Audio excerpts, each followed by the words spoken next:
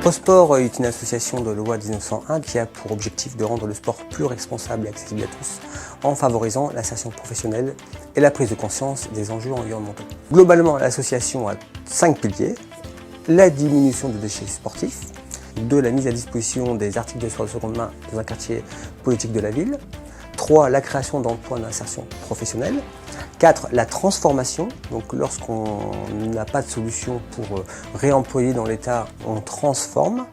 Et le 5e pilier, c'est de créer au-dessus de tout ça un espèce de tiers-lieu dédié à l'économie circulaire, plutôt dans le domaine du sport et des loisirs, pour créer un grand collectif sport zéro déchet. ProSport, c'est aussi un pôle insertion professionnelle. On s'est dit dès le départ, on ne va pas faire d'embauche classique, nous on aimerait être raccord avec les valeurs de l'ESS. Le premier projet d'utilité sociale qu'on a mis en place, c'est l'insertion pro. Donc c'est ça l'idée, c'est de pérenniser de l'emploi et ensuite de faire vraiment du rebond de l'insertion professionnelle en tant que telle, en tant qu'entreprise d'insertion ou atelier, chantier d'insertion. Donc ProSport aujourd'hui c'est une équipe de 3 salariés et d'un service civique. Alors ce qui est génial, c'est que sur les 3 postes en PEC, on en a 2 qui vont se transformer en CDI dès cette année, un 3e PEC qui a été renouvelé pour 12 mois et on va embaucher une 4e personne en parcours emploi compétences d'ici le mois de septembre pour faire de l'upcycling et éventuellement, ça dépendra des financements qu'on arrive à récupérer, un 5e salarié en PEC pour venir m'épauler un peu dans la stratégie de développement de l'association. On collecte des dons en entreprise, on collecte des dons via des particuliers qui viennent directement ici dans la boutique solidaire, nous apporter leurs dons.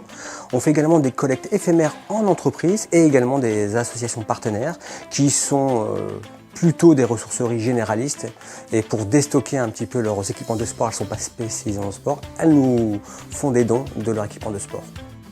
Depuis novembre 2021, on a collecté presque 11 tonnes de déchets sportifs. Et sur les 11 tonnes, on a quasiment réemployé 5 tonnes. Ce qu'il reste, c'est du déchet qui est parti, c'est à peu près 7%, qui part vers des industriels du recyclage. Sinon, le reste a été soit transformé ou était encore stocké chez nous. Mes missions ici, je suis polyvalent, donc je fais aussi bien de la boutique, un petit peu d'atelier, mais mes missions principales, ça reste sur un aspect sensibilisation, donc création de contenu, et aussi donc, des appels à projets, tout ce qui va être un peu plus stratégique au niveau de l'asso. Ce que j'aime particulièrement dans l'asso, c'est l'équipe.